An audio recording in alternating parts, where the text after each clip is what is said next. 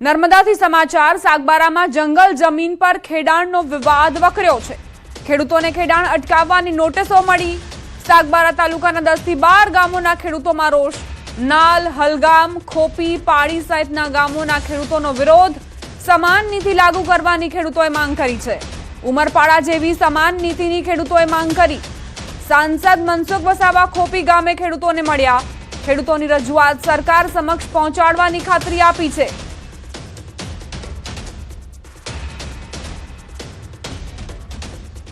અમારી બધાને જ એક જ માંગણી છે કે સુરત જિલ્લાના ખેડૂતોને તમે ઉમરપાડા તાલુકાના તમે જંગલની જમીન ખેડવા દો છો તો આ નર્મદા જિલ્લાના સાગબારા તાલુકાના ખેડૂતોને પણ જંગલની જમીન ખેડવા દો। કાયદો બધા માટે સરકો રાખે છે, છતાં પણ આજે જ્યાં નાલ ખોપી ગામના ખેડૂતો જે ખેડવા માટે ગયા એને જંગલ ખાતાના લોકોએ રોક્યા છે અને એના વિરોધમાં એ વિસ્તારના બધા ખેડૂતો સ્થળ પર જ ધરણા પર બેઠા છે। નર્મદામાં સાગબારાના ખેડૂતોનો જંગલ જમીન વિવાદ વધુ વકર્યો છે। સાંસદ મનસુખ વસાવાના આહવાન બાદ ખેડૂતો જંગલ જમીન ખેડવા પહોંચતા વન વિભાગે તેમને ખેતી કરતા રોક્યા હતા, જેના વિરોધમાં ખેડૂતો ધરણા પર બેસી ગયા હતા। ખેડૂતોના સમર્થનમાં ભાજપના અને આપ સહિત રાજકીય આગેવાનો પણ પહોંચ્યા હતા। મનસુખ વસાવાએ ખેડૂતોને અહિંસક આંદોલન કરવા આહવાન કર્યું છે। આવતીકાલે ધરણા સાથે આદિવાસી દિવસની ઉજવણી પણ કરવામાં આવશે। આ વર્ષ પણ અમારો બગાડી દેવા માટેની આ લોકો કોશિશમાં છે। અમને રોકી દેવામાં આવે છે। અમે હળ અને બળદ લઈને આવ્યા છીએ ખેડવા માટે, પણ અમે અહીંયા રોકી દેવામાં આવ્યા છીએ। એટલા માટે અમે અહીંયા ધરણા પર બેઠા છે। આજે આખો દિવસ ધરણા કરીશું અને આવતીકાલે આદિવાસી વિશ્વ દિવસ છે, તો આવતીકાલે પણ અમે અહીંયા આદિવાસી દિવસ અહીંયા જ ઉજવીશું। તમામ આગેવાનો, તમામ કાર્યકર્તાઓ જે પક્ષ પાર્ટી છોડીને અમારા સમર્થનમાં આવે, અમારી બધાને વિનંતી છે, બધાને રામ રામ, બધા આવજો અને આ ખેડૂતની હક અધિકાર માટે સૌ પધારવા વિનંતી। અરવલ્લીના માલપુર તાલુકાના એક ગામમાં 8 વર્ષની બાળકી સાથે દુષ્કર્મના પ્રયાસનો આરોપ લાગતા હડકંપ મચ્યો છે। બાળકી ગામના દુકાન પર બિસ્કિટ લેવા ગઈ હતી, ત્યારે દુકાનદાર તેને લલચાવી નજીકના ડુંગર તરફ લઈ ગયો હોવાનો પરિવારે આરોપ મૂક્યો છે। બાળકીની બૂમાબૂમ સાંભળી માતા ઘટના સ્થળે પહોંચતા આરોપી ફરાર થઈ ગયો હતો। પરિવારની ફરિયાદના આધારે માલપુર પોલીસે આરોપી નાનાભાઈ રમણભાઈ ખાંટ સામે ગુનો નોંધીને ગણતરીના કલાકોમાં તેની ધરપકડ કરી હતી। પોલીસે આરોપીને સાથે રાખી ઘટનાનું રિકન્સ્ટ્રક્શન પણ કરાવ્યું હતું। પરિવારના જણાવ્યા મુજબ આરોપી અગાઉ પણ દુષ્કર્મના ગુનામાં જેલ જઈ ચૂક્યો છે અને જામીન પર બહાર હતો। દુષ્કર્મનો ગુનો નોંધાયેલ છે, જેની અંદર વિગત એવી છે કે આ કામનો જે આરોપી છે નાનાભાઈ રમણભાઈ ખાંટ, જે પોતે ગલ્લો ધરાવે છે અને એક 8 વર્ષની સગીર વયની જે બાળકી હતી એ તેના ગલ્લે બિસ્કિટ લેવા માટે ગયેલી, જ્યાં આજુબાજુમાં કોઈ ન હોય આ જે આરોપી છે એ આ બાળકીને લઈ અને બાજુમાં જંગલમાં આવેલ જે ડુંગર છે ત્યાં અપહરણ કરી અને એને લઈ ગયેલો। ત્યાં જે લઈ જઈ અને બાળકીને તેને નિર્વસ્ત્ર કરી નાખેલ અને આ બનાવ અનુસંધાને જે આરોપી છે એના વિરુદ્ધમાં BNS અને પોક્સો એક્ટની કલમો નીચે દુષ્કર્મનો ગુનો દાખલ કરવામાં આવેલો છે। અમદાવાદના chief fire officer Amit Dongre એસીબીના સકંજામાં। અમિત ડોંગરે સામે એસીબીની તપાસ તેજ। અમિત ડોંગરેના ઘરમાંથી 1,10,000 રોકડ મળ્યા। બેંક લોકરની પણ તપાસ કરવામાં આવશે।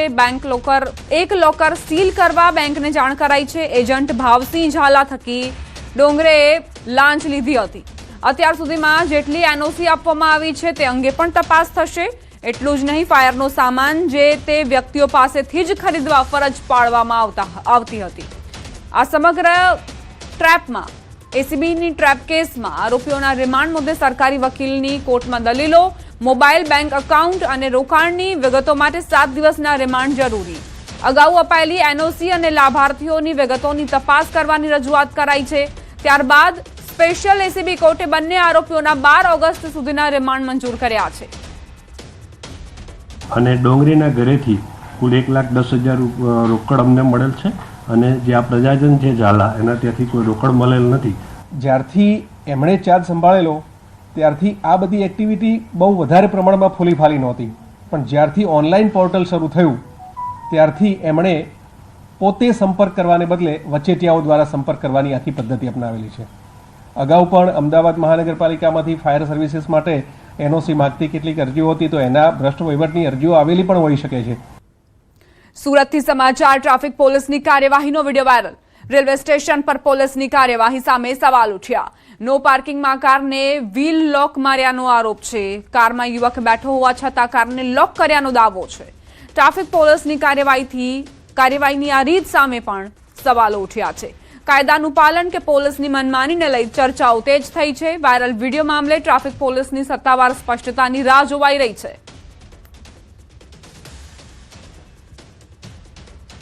ગાંધીનગર જિલ્લાના દહેગામ નજીક ગલુદણ ગામમાં નકલી ઘી બનાવતી 3 ગેરકાયદેસર ફેક્ટરીઓ ઝડપાઈ છે.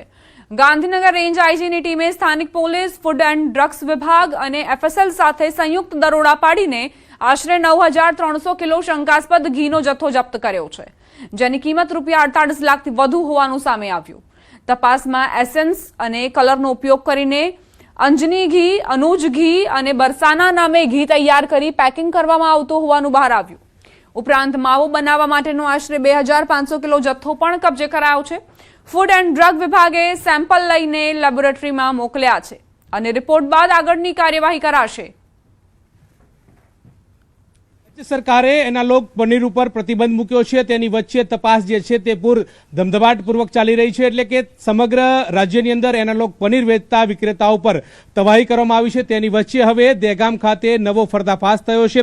જે અંતર્ગતની વાત કરીએ તો ગાંધીનગર દહેગામ પાસે આવેલા ગલુદણ ગામ નજીક નકલી ઘી બનાવતી 3 જેટલી ફેક્ટરીઓ જે છે તે ઝડપાઈ છે. ગઈકાલ રાત્રે આ 3 કંપનીઓ તમે જોઈ રહ્યા છો, 3 કંપનીઓ પર પોલીસ અને ફૂડ એન્ડ ડ્રગ્સ વિભાગ દ્વારા દરોડા કરવામાં આવે છે. ગઈકાલ રાતથી આ પ્રકારની ટીમ દ્વારા દરોડા કરવામાં આવે છે. અને જે અંતર્ગત આ 3 કંપનીઓની વાત કરીએ તો અંજની માર્કેટિંગ, કુળદેવી marketing, Niyaz food product marketing સહિતની જે કંપનીઓ જે છે ત્યાં દરોડાની કામગીરી અત્યારે હાલ પણ ચાલી રહી છે.